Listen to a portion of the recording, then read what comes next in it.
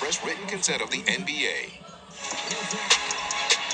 Of course, the cornerstone of this Blazers franchise is Damian Lillard, recently signing a 2-year extension.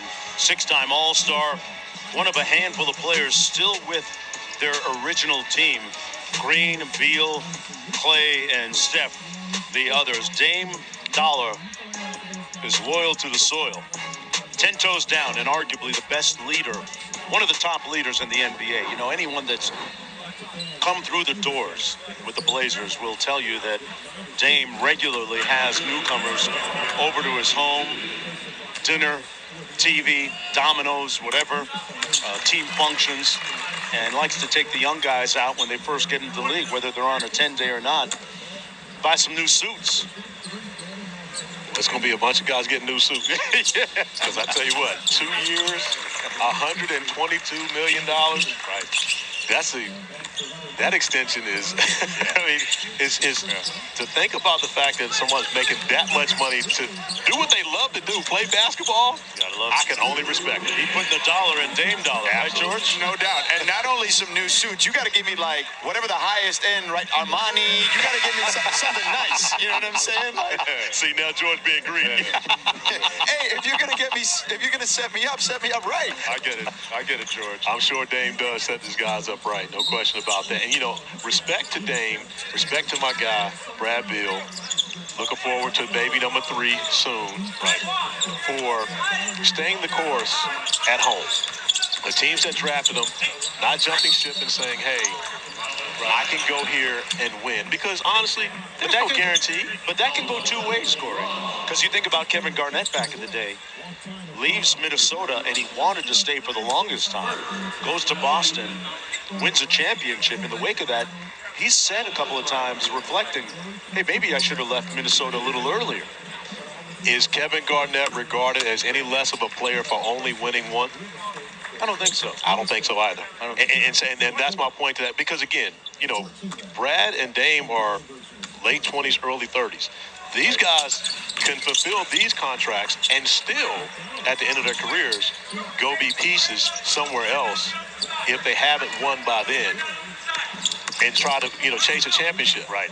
But the reality behind it is, to me, Kevin Garnett will always be a Timberwolf. Right. Regardless as to whether he won a championship in you know, Boston or not, Kevin Garnett is a Minnesota Timberwolf.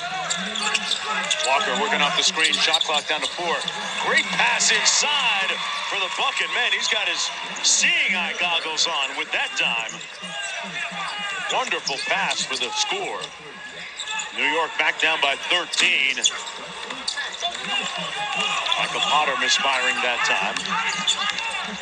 We have to say the second unit for Portland was the group that really steadied things in the second quarter for them after 8 first-quarter turnovers. No drop-off there with the 3 from King. And they're finishing the third quarter the right way for Portland as well, increasing the lead. That's one of the things. If you're going to be a backup, when you go into the game, you got to know what the score was. And when you come out, it should be higher. Oh, McBride got put in the friend zone by Walker, but there's a foul called on the play. I'm not sure McBride expected this from Walker because he went in as thinking it was going to be sweet. But it was not. Jabari Walker meeting a challenge. And now we got a zone by the Blazers to end the third. See what kind of zone offense the Knicks run. It's the Michael Potter 17-foot zone offense. Worked that time. It works. 14-point game, 10 points for Potter, who's been very impactful off the Knicks bench when Sims has been off the floor. Ross lost the handle. Walker in the corner. One more, Randall. Tremendous ball movement. King couldn't cash, and here's Jeffries. Knicks got a 3-on-2. Montero ran to the three-point line. Potter came over the top. Couldn't get the handle. It's out of bounds. It'll stay New York basketball. Here you see today's modern NBA with Montero, instead of cutting to the basket, ran to the three-point line and got a clean look. Jeffries inside, snuck in there and missed the layup. Those two had made eye contact before the official gave the ball to him. And that's going to be the end of the third quarter of play. The Portland Trailblazers shooting